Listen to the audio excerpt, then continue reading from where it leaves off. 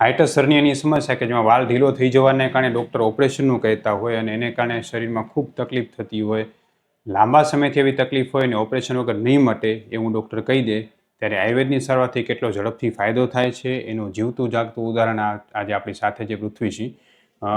જય શ્રી કૃષ્ણ બાપુ. જય શ્રી કૃષ્ણ. બાપુ, તમને શું તકલીફ થતી હતી? તમને મને એસિડિટીની તકલીફ હતી અને આમ ઓટકાર આવે ને તે છાતીમાં આમ બળતરા થાય, છાતીમાં દુખે, એ રીતે થતું. આમ રાત્રે આમ પરસેવો વળી જાય, ગભરામણ ને એવું થવા માંડે.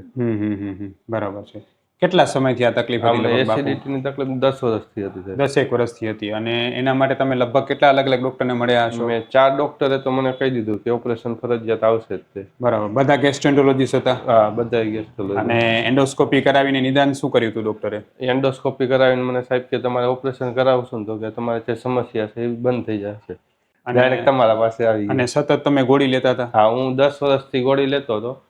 અઠવાડિયામાં 2 વખત ગોળી ફરજિયાત એસિડિટીની ગોળી લેવી જ પડે. ફરજિયાત. ન લ્યો તો શું થાય? ન લઈને તો આમ છાતીમાં બળતરા બળે, ખાટા ને એવા ઓટકાર આવે ને આમ ગભરામણ જેવું થયા માંડે ને પરસેવો વળવા માંડે, ઉલટી થતી. બરાબર. અને આ બધી સમસ્યા માટે તમને આપણી હોસ્પિટલની જાણ કઈ રીતે થઈ હતી? તમારા વિડીયોના માધ્યમથી થઈ. બરાબર. પછી તમે જેમ વિડીયોમાં જોયું હતું અને તમે મને મળવા આવ્યા, આપણે જે છે એ પંચકર્મ સારવાર ને બધી ટ્રીટમેન્ટ કરી, તો તમને હાલ તમને કેટલા ટકા સારું લાગે? એસિડિટીની જે કેપ્સ્યુલ લેતો હતો ને એ મને સાવ બંધ જ થઈ ગઈ છે. છેલ્લા મહિનાથી મેં કેપ્સ્યુલ લીધી જ નથી. બરાબર છે. અને ટોટલ આપણી ટ્રીટમેન્ટને કેટલો સમય થયો? 3 મહિના થયા. રાઈટ, 3 મહિના થયા. બરાબર. રાઈટ, 3 મહિના થયા. હવે મને એ કહો પૃથ્વીસિંહ કે તમે જ્યારે પણ આ બધી તકલીફ થતી તો તમને અતિશય બેચેની, ગભરામણ શું શું થતું તકલીફમાં તમને? એટલે આમ રાતે અમુક ટાઈમે નીંદર જ ન આવે. પેલા આમ થોડીક વાર નીંદર, પછી નીંદર ઉડી જાય ને તો લગભગ રાતે 3-3, 4-4 વાગ્યા લગી જાગવું પડે, આટા મારવા પડે. એ પછી નીંદર નથી આવતી. છાતીમાં ક્યારેક ક્યારેક દુખવા માંડે, ઉલટી થાય, બરે છાતીમાં. બરાબર. બળતરા બહુ અતિશય થતી? હા, અતિશય જાય. પછી કેપ્સ્યુલ લઉં ને એટલે થોડીક વાર સારું થઈ જાય. રાતે આખી રાત પછી નીંદર આવી જાય. અને કોઈ પણ પ્રકારનો ખોરાક ખાવ તોય તમને એસિડિટી થઈ જાય? હા, ખાટું ને તીખું ને તળેલું ને એવું તો ખાઈ જ નતો. ઘરનો સાદો ખોરાકમાં તકલીફ થઈ જાય? તો એમાંય તકલીફ થતી. બહારનું તો તમે ખાતા જ નહીં. તમે મને કીધું હતું કે બહારનું તો ખાતો નથી, પણ ઘરનું ખાતા તોય તકલીફ થઈ જાય? તો એવી રીતે તકલીફ થતી. 3 દિવસે ફરજિયાત ગોળી લેવી જ પડે. ગોળી લેવી જ પડે એમ ને? ન લ્યો તો તકલીફ વધી જાય? ન લ્યો તો તકલીફ થાય, ભૂખ ન લાગે, પેટ આમ દડા જેવું લાગે. બરાબર. અમુક ટાઈમે ઉલટી થતી હતી. કેવી ઉલટી થઈ જાય? આખે જે ખાધેલું હોય ને બધું નીકળી જ જાય. બરાબર છે. તે પછી શાંતિ થાય કે હવે બરોબર થઈ ગયું. ને પાચન જરા થાય જ નહીં? ના, પાચન થતું પણ એટલું બધું થાય જ ને. આપણને આમ રાતે જમી જ ન શકે એવું થતું. આમ પેટ દડા જેવું થઈ જાય. ટીકડી ન લે ને ત્યારે પછી વળી પાછું ટીકડી બીજા દિવસે લઈ લે તો વળી પાછું ઓકે થઈ જાય. અને પેટ પણ પૂરું સાફ ન થતું? સાફ ન થતું પેટ. બરાબર છે. અને બાપુ, તમે કીધું કે આ તકલીફ કાયમી રહેતી હતી ને તમને લગભગ 10 વર્ષથી કોઈને કોઈ એસિડિટીની ટીકડી લેવાની જરૂર પડતી છે એમ ને? પછી આપણી પાસે આવ્યા, આપણે 2 વખત પંચકર્મ સારવાર કરી, 3 મહિના રેગ્યુલર દવા થઈ, તો તમને શું કઈ રીતે ફેરફાર થતો ગયો? પંચકર્મ કર્યા આપણે 14 દિવસની તમે દવા આપી, પછી એક પંચકર્મ કર્યો ને તે પછી રાહત થઈ ગઈ, દવા લાગુ પડવા માંડી. પછી 1 દિવસ છોડીને 1 દિવસ ટીકડી લેતો હતો.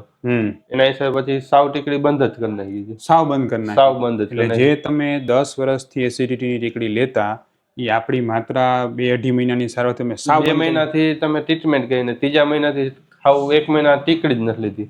જરાય નહીં? જરાય નહીં. એક ટીકડી કેપ્સ્યુલ નથી લીધી એકઈ. ક્યારે પેલા આવી રીતે મૂકી શકતા? નહીં, ક્યારેય નહીં. આટલી મેં દવા ક્યારેય નથી મૂકી. 10 વર્ષથી સતત લેવી જ પડી? લેવી જ પડતી. અને એ ન લેતો તો ગરમી વધી જ જાય, એસિડિટી થતી જ છે, ઊંધો ગેસ થઈ જાય, ઊંધો ગેસ ચડે, ભૂખ ન લાગે. હા. ને એ આપણી દવાથી અત્યારે કેવું છે? બધું ભૂખ લાગવા માંડ્યું, બધું કમ્પ્લીટ છે. છાતીમાં બળતરા કેવી થાય છે? છાતીમાં બળતરા ક્યારેક એવું નોર્મલ થાય, પણ આમ ટીકડી લેવાની જરૂર ન પડે. અને એકાદી સેકન્ડ આમ 2-3 મિનિટ થાય. બાકી ખોરાકનું પાચન કેવું રહે છે? ખોરાકનું પાચન, ભૂખ લાગે જ છે. ફરજિયાત ભૂખ લાગે છે. ટાઈમ થઈ જાય ને, સવારે 9 વાગે નાસ્તો કર્યો હોય તો 1 વાગે ફરજિયાત જમવું જ પડે. બરાબર. અને સરસ ભૂખ લાગે? પહેલા તો એવું થતું ટીકડી ન લેતા તો ભૂખ ન લાગતી? બરાબર. પછી પેટ સાફમાં કેવું રહે? પેટ સાફ એકદમ ખુલ્લાસથી પેટ સાફ આવી જાય. પેલા નતો આવતું.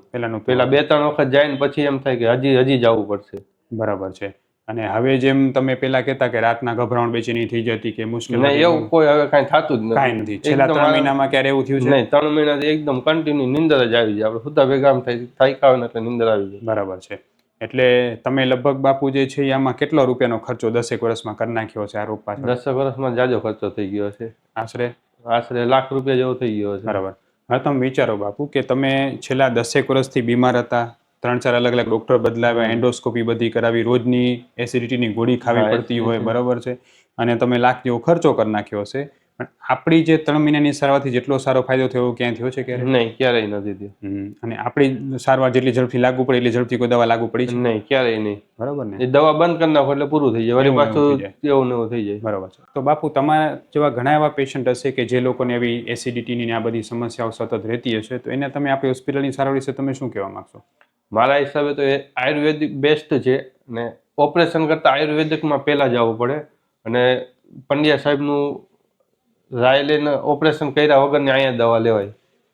હું ડૉક્ટર વિશાલ પંડ્યા એક MD આયુર્વેદ ડૉક્ટર છું. મેં મારો 10 વર્ષ સુધીનો MD આયુર્વેદનો અભ્યાસ જામનગરની વિશ્વ પ્રસિદ્ધ આયુર્વેદ કોલેજમાંથી કરેલો છે. 2011થી એટલે કે છેલ્લા 13 વર્ષથી હું ગાંધીધામ કચ્છ ખાતે NABH માન્યતા પ્રાપ્ત પંચકર્મા આયુર્વેદ હોસ્પિટલ ચલાવું છું. અમે લોકોએ આયુર્વેદ સારવારથી હજારો દર્દીને સાજા કર્યા છે. તેના વિડીયો રિવ્યૂ અમારા આ જ ફેસબુક, ઇન્સ્ટાગ્રામ કે યુટ્યુબ ચેનલ ઉપર છે, જે જરૂર જોવા અને જાણો કે કેવા કેવા જૂના રોગો કેટલા ઝડપથી સાજા થયા છે. અમે 2 રીતે સારવાર કરતા હોઈએ છીએ.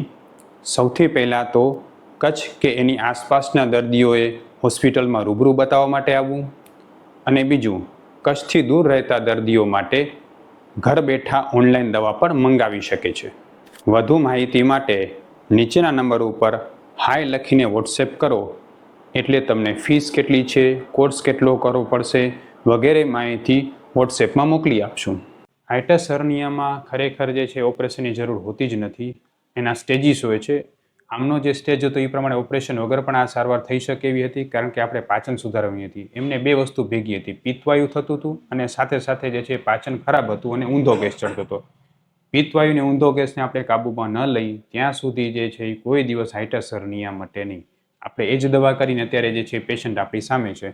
ખૂબ ખૂબ ધન્યવાદ બાપુ. તમારો જે આ વિડીયો છે એ લોકોને આયુર્વેદમાં શ્રદ્ધા વધે એના માટે આપણે ફેસબુક, ઇન્સ્ટાગ્રામ, યુટ્યુબમાં મૂકી શકીએ? હા, મૂકી દેવાનું. ખૂબ ધન્યવાદ. જય શ્રી કૃષ્ણ બાપુ. જય શ્રી કૃષ્ણ.